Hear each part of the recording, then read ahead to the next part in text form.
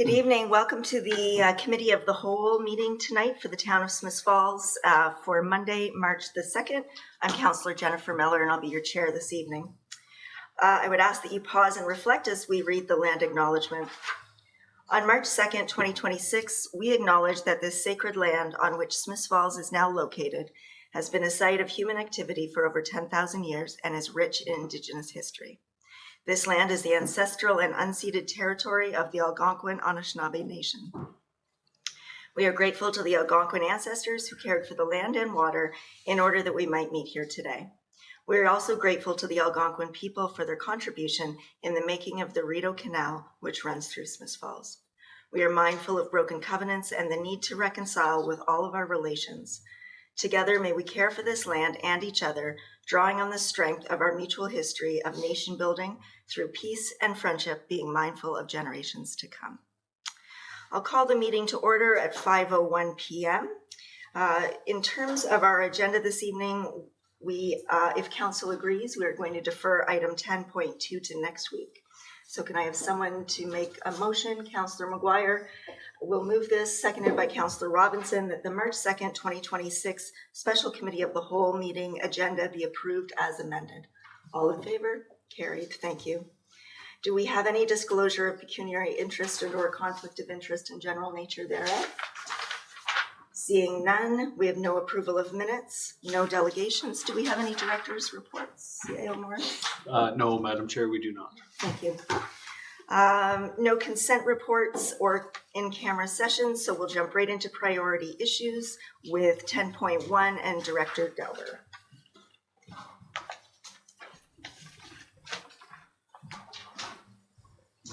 Thank you, Madam Chair and Council. This report directs to the procurement for one of the approved items on the 2026 capital budget. It's the maintenance manager implementation for water and wastewater. And Council may remember from the 25 budget that we moved parks and facilities, or implemented the maintenance manager through our asset management system citywide. And 26, this was to add to it to move both utilities and water and wastewater over to that system. They're currently using another program from another asset management platform. The purpose of this capital project was to move over to the same platform in order to share the information. We have two databases that aren't talking to each other. So this is an implementation to move all the asset information over to our citywide process, and then be on the same maintenance manager platform as the rest of the town for continuity of operations. It is one of the items that was identified in the IT strategy implementation plan that was presented to council last month. And just a note of clarification for the cost, the project was budgeted at $172,000. I put down that it's $169,025.16, excluding net HST. What that means is the portion that goes into our GL that we don't get rebated becomes $172,000 even. So it meets the target goal of the capital project. The reason that we're bringing it forward is because of the fact that it's a single source procurement process. It does meet the definitions of that within our new and updated procurement policy. And as that, anything over $50,000 that falls within that category needs to come to council for approval. I'd be happy to answer any questions. Thank you. And just for the minutes, I did forget to mention that Councillor Brennan and Councillor Quinn have sent their regrets tonight. So I'll open it up now to council for any questions. Thumbs up. All right. Councillor Brennan or McKenna. That's all right. Thank you, Madam Chair. A couple of questions. One, it's great to start following our master plan on IT. So that's super.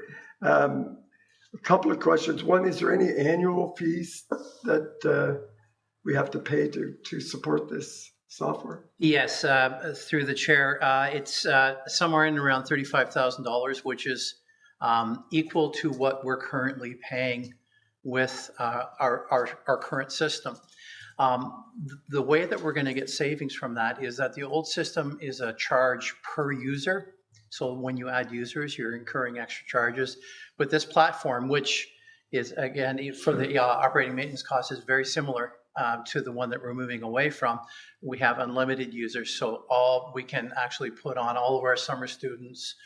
We can put on all staff to be able to contribute to the information that goes into the system with parameters and with locks and checks and balances. If I could, on the report, because looks like it's got great features around running reports and analyzing and data. You can do a lot of work with once you get the data in there. What I couldn't tell, and what I'm always interested in, is our comparisons to our peers. And it looks like they've got hundreds of municipalities or many more on this platform. Is there any way that they've rolled up data for municipalities that we could, without knowing who they are, but what is the cost for, snow removal per kilometer, and how do, like those kind of reports that are our maintenance costs, so knowing our own costs is great, but without the context of what others are paying, I still, municipalities struggle with that issue, so. So through the chair, and I want to make sure that I'm understanding the question fully. And if I'm not answering correctly, please jump in. Through the maintenance manager, you can set up costs not only for staffing costs that are associated with maintenance activities, should you wish. You can set up what the costs are for maintenance activities. Should you wish. These are options that we can actually pull that data out. It does take a little bit more time.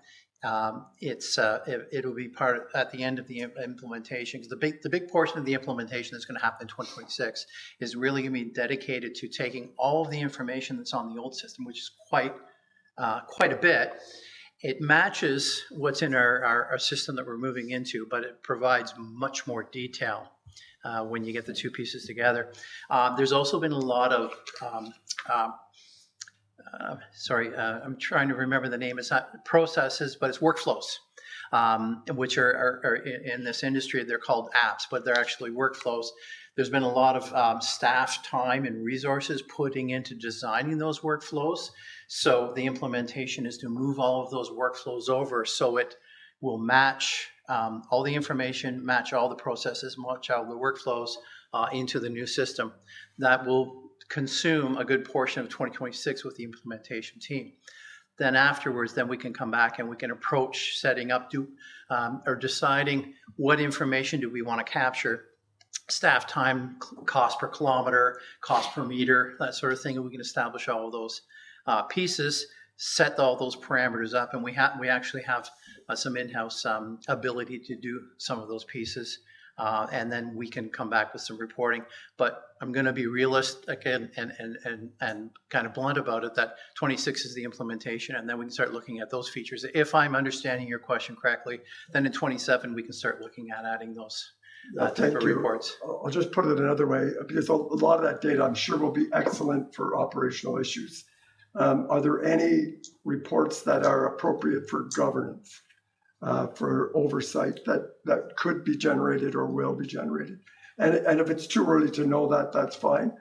Just, and if there aren't any, that's fine too. So through the chair, what I can tell you is that once the system is up and running, so it's taking the information that we have currently in our asset management database, and once we update it and clean it, once we add all these pieces in, we can start working on some of the features that are in the system where we can come back and we can do reporting. We can, for instance, if we put in a cost for crack seal, what the cost is per meter, and I hope I'm going in the right direction, we can assign policies to say we're going to do a crack seal in year 5 after a road's new asphalt's been put down, crack seal in year 5, in year 10, shave and pave in year 15. I'm just using some examples. They might not be exactly right. And then a crack seal again in year 20 and 25. Every year you just update what's the cost per meter, and then we can actually just push a button and say, here's our crack seal program for 2028. Here's our shave and pave program for 28, and it's going to associate the year that the asphalt went in and those policies that we put in, and be able to update budget accordingly with very specific data, very realistic data, and it moves across. So you crack seal, you got your shave and pave, you've got all those different components here, even your valve turning for the hydrants and that sort of thing. What are the costs? Once we capture the data, what are the staff costs? We can say to turn a valve on a hydrant in order to make sure that the pressure's there and to make sure it's clean, we can come back with realistic costs. We're a few years off of being able to establish all of that data, but we will be able to bring some back. And as far as governance, there wouldn't be governance as far as what we report to council. We would define that as council decides what the needs are. Did I answer your question? Kind of. I'm not interested in the cost of turning on meters and things. If there's, once we start getting the data and it becomes reliable, we can have it. Maybe a future council will be interested in just the other reports that are appropriate at this level that this could generate. And if there aren't, that's fine. Yeah, but there will also be through the chair reports that we can say, these are the amount of maintenance activities we had on this piece of roadway. Therefore, when we bring the capital budget back, we can show some data saying the reason we're going to redo this road ahead of schedule is because it's, had so many maintenance activities. Thank you very much. Thank you. Mayor Panko? Thank you, and I'll support the recommendation, and just grateful that it's a Canadian company. And so often we see software coming from the U.S. and programs coming from the U.S. and I see PSD Citywide is a Canadian company, and so I'm assuming information is stored here and not just accessible here, but stored here as well, which I think is important. So we don't often go single source, but in a situation like this, it's appropriate. So thank you. Yep. Thank you very much. Okay, moving on to priority issue 10.3 with Chief Cheeseborough. Thank you. Thank you, Madam Chair. My report tonight is requesting or supporting the recommendation that the Council Corporation Town of Smith Falls approve the purchase of the existing fire tanker from the Township of Rideau Lakes as per the automatic aid agreement in the amount of $16,000 plus a non-rebatable HST in the amount of $281.60 for a total of $16,281. The background on this initiative, on this report, in 2005, the town of Smith Falls and the Township of Rideau Lakes entered into an agreement for Smith Falls Fire Department to provide fire protection services. Contained within the agreement provided the parameters of what the coverage area would be, what the requirements would be, also what the requirements would be if either municipality chose to terminate that agreement. At the onset of the agreement in 2005, both Rideau Lakes and the town of Smith Falls contributed $35,000 each to purchase a used cabin chassis and transfer the existing body and tank over onto the newer unit. On December the 3rd of 2024, Rideau Lakes advised the town that they would be terminating the contract at the end of 2025, providing their 12-month requirement notice contained within the section of the agreement, the termination agreement. Also contained within the agreement was Section 24. Section 24 detailed that when either party decides to terminate the agreement, each municipality would seek 3 quotes on the vehicle. All 6 quotes would be added together and divided to come out with an average. We brought in 3 companies, fire truck companies, that evaluated the vehicle, and their total on the evaluation, the average on their total evaluation was $4,433.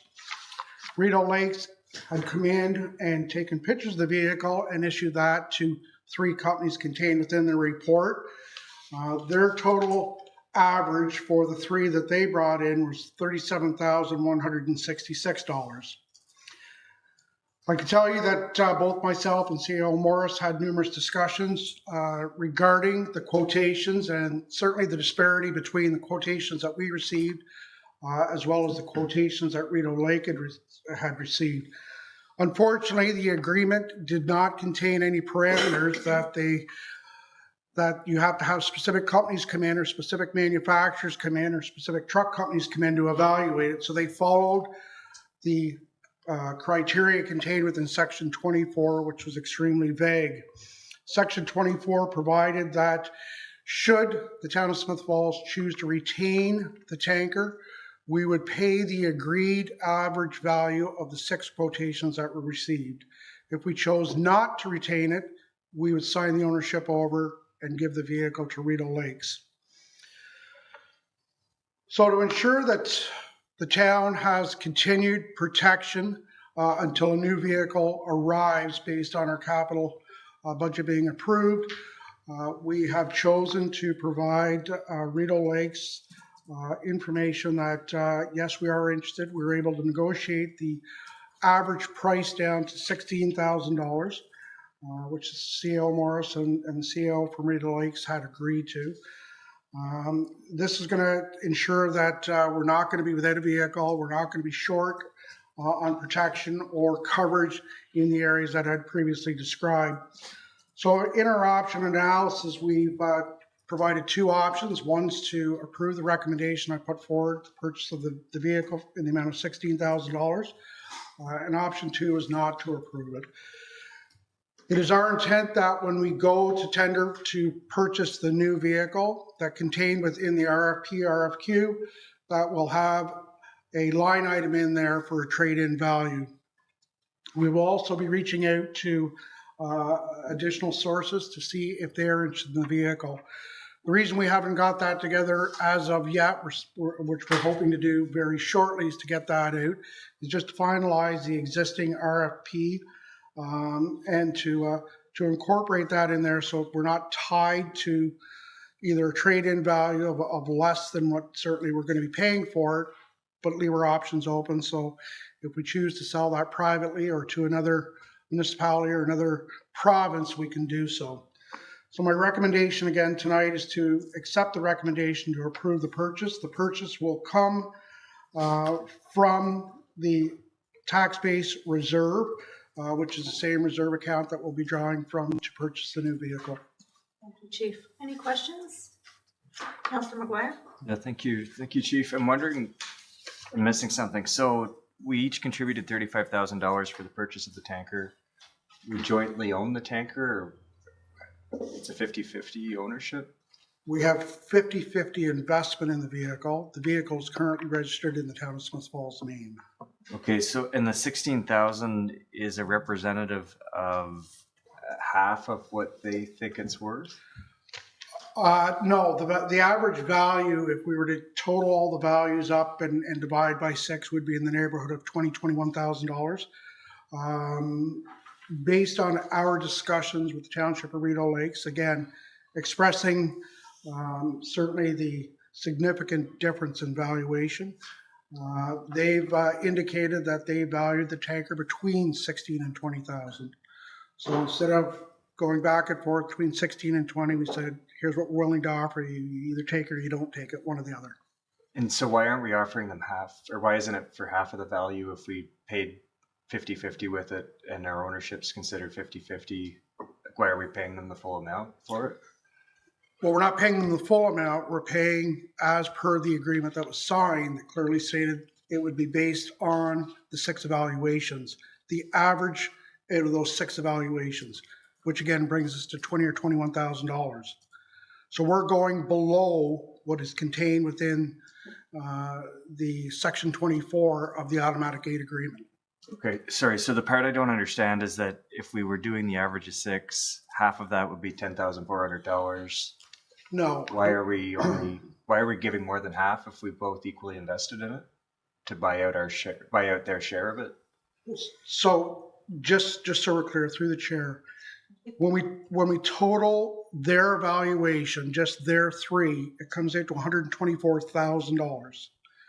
You total our three, which comes out to 5, 9, approximately $12,500. You add that to their 124,000, or the total of the 125, you divide that by 6, you're looking at $20,166. CAO Morris, do you want to jump in there? Yeah, I think the question posed by Councillor McGuire would have been a good question in 2005 to ask. I don't know what led to the agreement, but we're following the agreement that the town and township entered into. It would make sense that half be the number that we paid, but at the time, both parties agreed to the average value. Thank you. Sorry, so that's the part I'm missing, is that somehow we've agreed to pay for the whole cost. And what year, which council signed that? That was 2005? Great. Any other questions? Councillor McKenna? Thank you. Is there anything in the agreement that gives the date on when you have to hand it back if we were going to give it back to them? Could we not pay them out, wait for our new tanker, and then give it back to them? Through the chair, that's an excellent question. One of the items that we put forward to Rideau Lakes was a consideration. Would you consider leasing that tanker to the town until the new vehicle arrived? And in fact, we did receive a lease amount in the amount of, they wanted $1,200 per month. So based on if it took a year to get a new vehicle in, by the time of the termination of the agreement, which was December the 15th, December 15th of this year, we'd be paying $14,400, and the likelihood of getting it in prior to that. So we would be paying, on a 14-month delivery time, we'd be paying exactly what we're proposing tonight.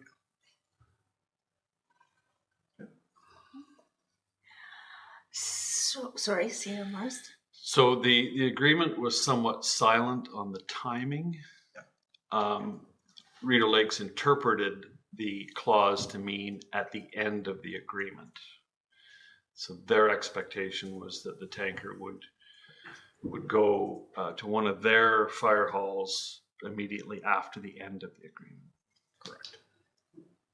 So I'm supportive of the recommendation. I understand the situation we're in, and hopefully we can get a decent trade-in or can resell and recoup some of that.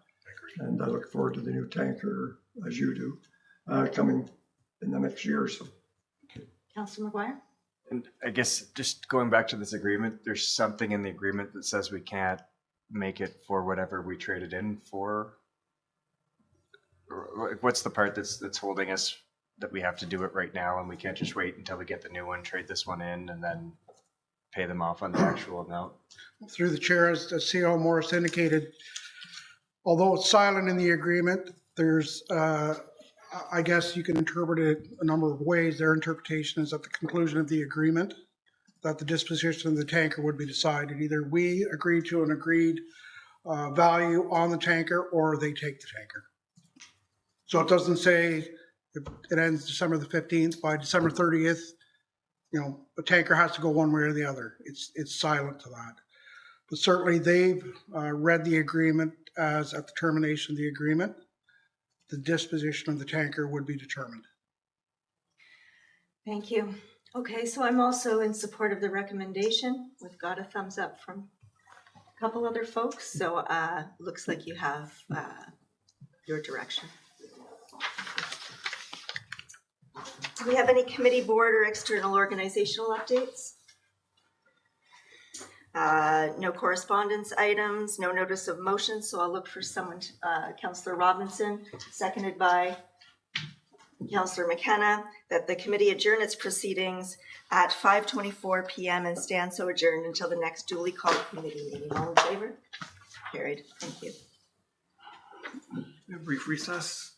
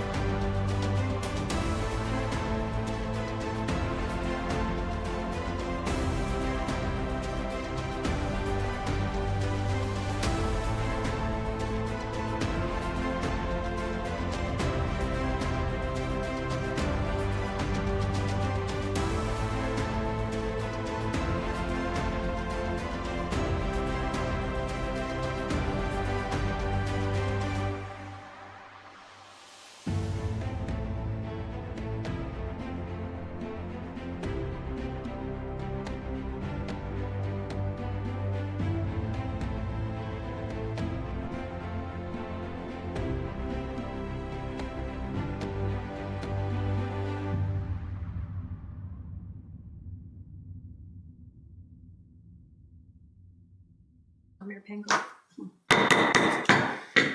Welcome back, everyone, to this meeting of Smith Falls Town Council for Monday, March 2nd, 2026. On March 2nd, 2026, we acknowledge that the sacred land in which Smith Falls is now located has been a site of human activity for over 10,000 years and is rich in Indigenous history. This land is the ancestral and unceded territory of the Algonquin Anishinaabe Nation.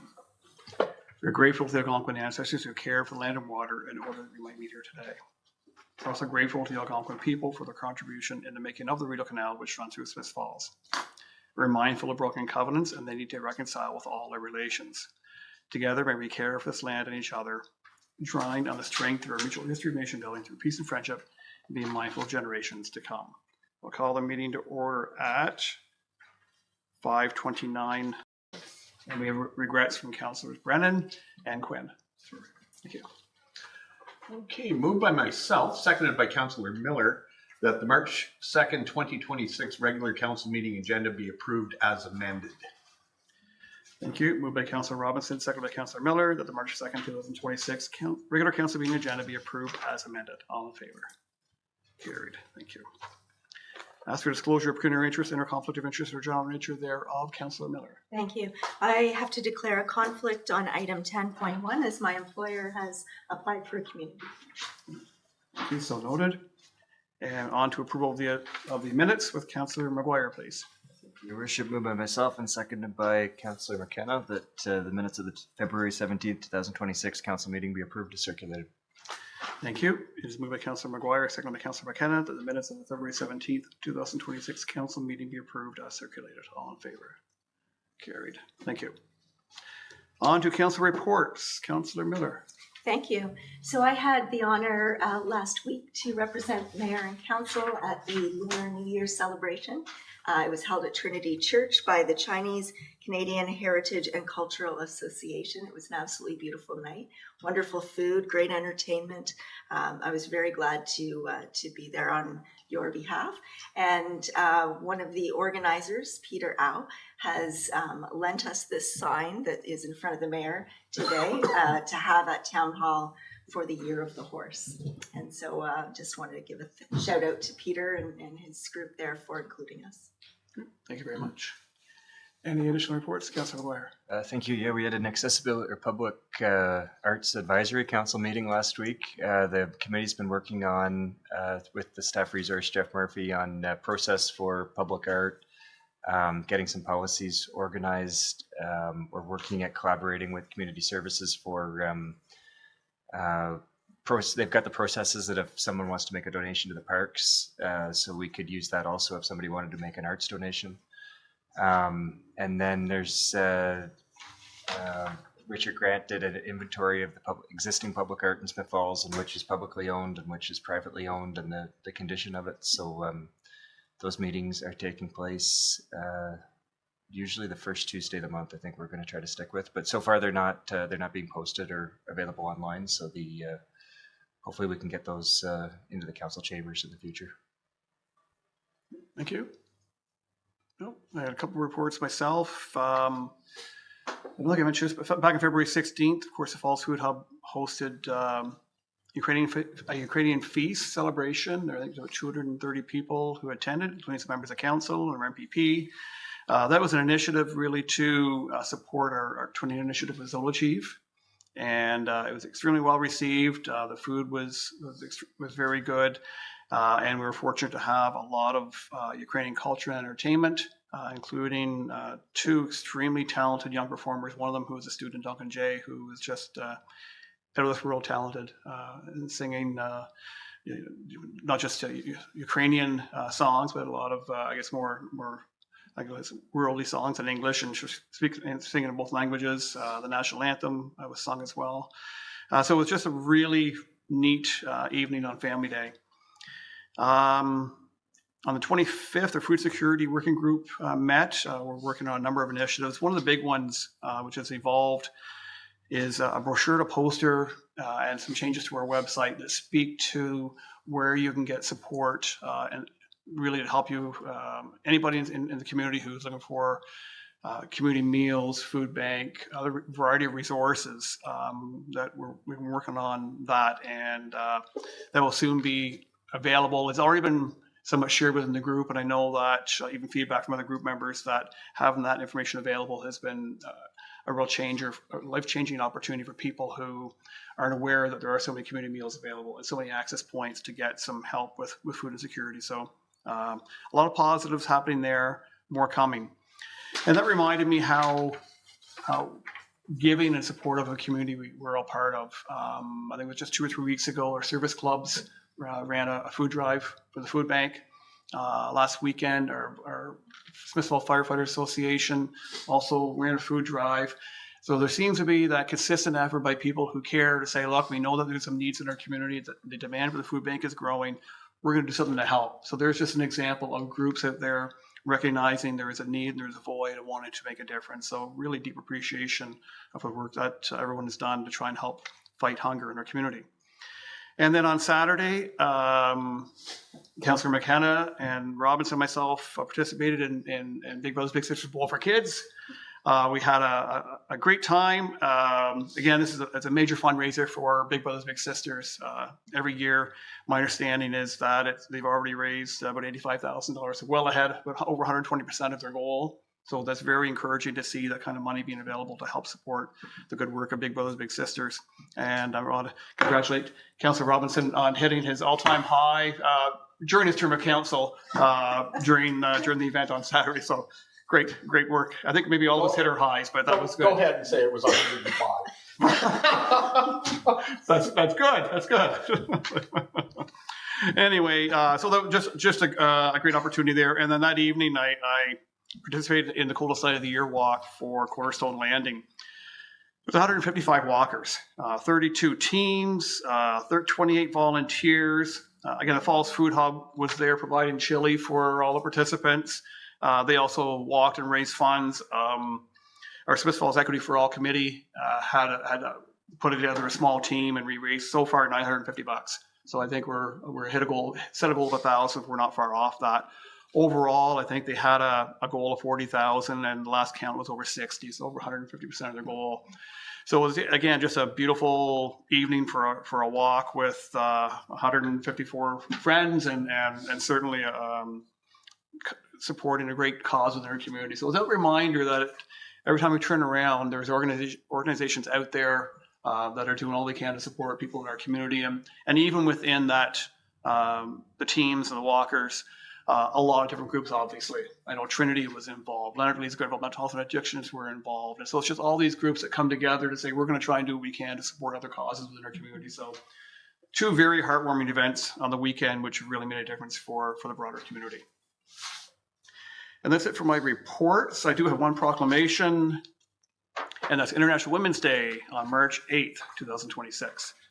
Whereas International Women's Day is a global day celebrating the social, economic, cultural, and political achievements of women.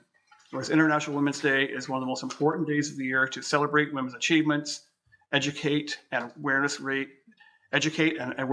for women's equality, call for positive change advancing women, lobby for accelerated gender parity, and fundraise for female-focused charities. Whereas International Women's Day 2026 campaign theme is Give to Gain, encouraging collective action to drive progress, and focuses on the importance of taking meaningful collective steps to advance gender equality. Now therefore be resolved that I, Sean Panko, Mayor of the Town of Smith Falls, hereby proclaims March 8th International Women's Day in the Town of Smith Falls, and further that everyone, everywhere can play a part in helping forge gender equality. So moving forward with our agenda, our first official piece of business, the consent agenda, is with Councillor McKenna, please. Thank you. Moved by myself, seconded by Councillor Miller, that items in consent report number 03-2026 received from the clerk be received and adopted. Thank you. Moved by Councillor McKenna, seconded by Councillor Miller, that items in consent report number 03-2026 received from the clerk be received and adopted. Clerk Costello. Thank you, Your Worship. 3 bylaws this evening are on the consent report. The first being the transfer payment agreement for the trunk water main upgrade and sewer separation. The second being the property gift at 25 Montague Street. And the third and final being the updated election signage policy. Would anyone like to pull any item out for specific discussion or debate? With that, I'll call the question. All in favor? That is carried. Thank you. Councillor Robinson, you are up for the first motion. Thank you. Moved by myself and seconded by Councillor McGuire, that Council of the Corporation of the Town of Smith Falls award the Maintenance Manager Implementation Project for Water and Wastewater and Public Works as a contract award approval as per a non-competitive procurement process through Section 3.3 of the Town of Smith Falls Procurement Policy, Bylaw 10644-2025, for a cost of $169,025.16, excluding HST. Thank you. And further discussion? That's going to help streamline the process. The community service is already on it, and it's going to allow the two systems to talk to each other and share information. Thank you. Any further comments? Moved by Councillor Robinson, second by Councillor McGuire, the Council of the Corporation of the Town of Smith Falls award the Maintenance Manager Implementation Project for Water, Wastewater, and Public Works as a contract award approval as per a non-competitive procurement process through Section 3.3 of the Town of Smith Falls Procurement Policy, Bylaw 10644-2025, for a cost of $169,025.16. All in favor? That's carried. Thank you. We removed item 9.2, 9.3, our tanker, Councillor McKenna. Yes, moved by myself, seconded by Councillor Miller, that Council of the Corporation of the Town of Smith Falls approve the purchase of the existing fire tanker from the Township of Rideau Lakes as per the automatic aid agreement in the amount of $16,000 plus the non-rebatable HST in the amount of $281.60 for a total of $16,281.60. Further discussion? Yeah, this is a long-standing agreement, formal agreement penned in 2005 with our friends at Rideau Lakes. Rideau Lakes chose to end that agreement in 2024, and embedded in that was what to do with the, you might say, co-owned resource of the tanker truck. So this is fulfilling our part of the obligation to split the costs on the disbursement of that tanker. Thank you. Any further discussion? Moved by Councillor McKenna, seconded by Councillor Miller, the Council Corporation of the Town of Smith Falls approves the purchase of the existing fire tanker from the Township of Rideau Lakes as per the automatic aid agreement in the amount of $16,000 plus non-rebatable HST in the amount of $281.60 for a total of $16,281.60. All in favor? Opposed? It's carried. Thank you.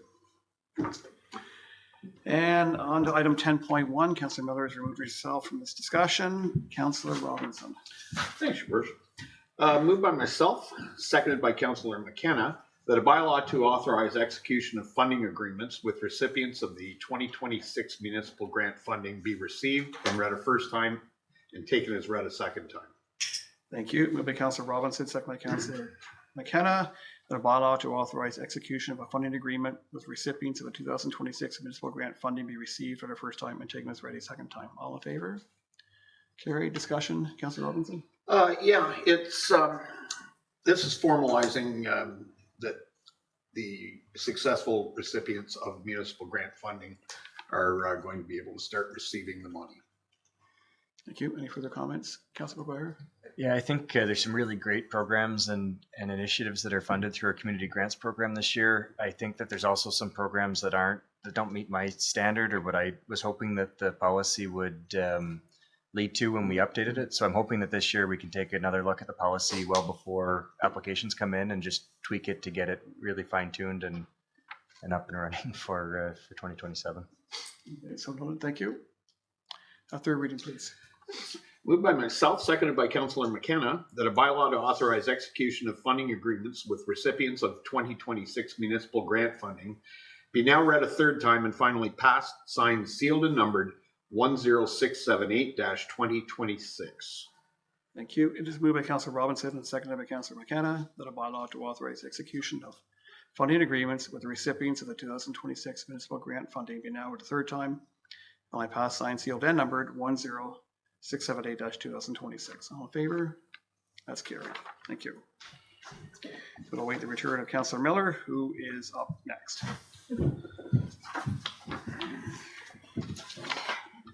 Thank you. Moved by myself and seconded by Councillor Robinson that a bylaw to authorize execution of a memorandum of understanding with the Railway Museum of Eastern Ontario be received and read a first time and taken as read a second time.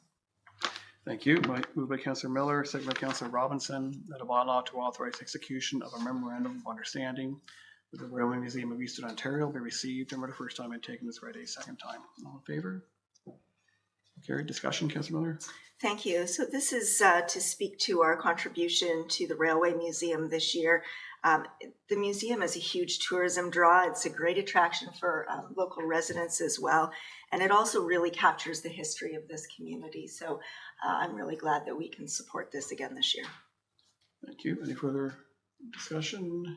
Third reading, please. Thank you. Moved by myself and seconded by Councillor Robinson that a bylaw to authorize execution of a memorandum of understanding with the Railway Museum of Eastern Ontario be now read a third time and finally passed, signed, sealed, and numbered 10679-2026. Thank you. Moved by Councillor Miller, seconded by Councillor Robinson, that a bylaw to authorize execution of a memorandum of understanding with the Railway Museum of Eastern Ontario be now read a third time and finally passed, signed, sealed, and numbered 10679-2026. All in favor? Thank you. Any inquiries or announcements? Yes, Councillor McKenna. Just one, if I'm not mistaken, the also high-speed train community consultation for our region takes place this week in Perth at the Civitan Club. I think it's tomorrow. Tomorrow, yes. Tomorrow. Yeah. And I think it's starting at 1 o'clock. What? 2 to 5. 2 to 5. And it's a drop-in idea that you don't have to stay for the whole 3 hours. So as you know, council's on record of supporting Alto and wanting them to enhance their presence in the Smiths Falls immediate area. So if there's residents interested in it, I want to go out and speak in support of it. Please go out to the Civitan tomorrow and do that. Excellent. Thank you. Any further? Our confirmatory bylaw is with Councillor Miller. Thank you. Moved by myself and seconded by Councillor McKenna that a bylaw to confirm the proceedings of council at its meeting on the 2nd, 9th, and 17th days of February 2026 be received and read a first time and taken as read a second time. Thank you. It's moved by Councillor Miller, seconded by Councillor McKenna, the bylaw to confirm proceedings of council at its meeting on the 2nd, 9th, and 17th days of February 2026 be received for the first time and taken as read a second time. All in favor? Carried. Third reading. Moved by myself and seconded by Councillor McKenna that a bylaw to confirm the proceedings of council at its meeting on the 2nd, 9th, and 17th days of February 2026 be now read a third time and finally passed, signed, sealed, and numbered 10681-2026. Thank you. It is moved by Councillor Miller, seconded by Councillor McKenna, that bylaw to confirm the proceedings of council at its meeting on the 2nd, 9th, and 17th days of February 2026. We now, with a third time and finally passed, signed, sealed, and numbered 10681-2026. All in favor? That is carried. Thank you. And our final act of business is with Councillor Robinson. Thank you. Moved by myself, seconded by Councillor Miller, that this council adjourn its proceedings at 5:47 p.m. and stand so adjourned until the next duly called meeting of council. Thank you. Moved by Councillor Robinson, seconded by Councillor Miller. This council adjourns proceedings at 5:47 p.m. and stands so adjourned to the next duly called meeting of council. All in favor? We are adjourned. Good night, everyone.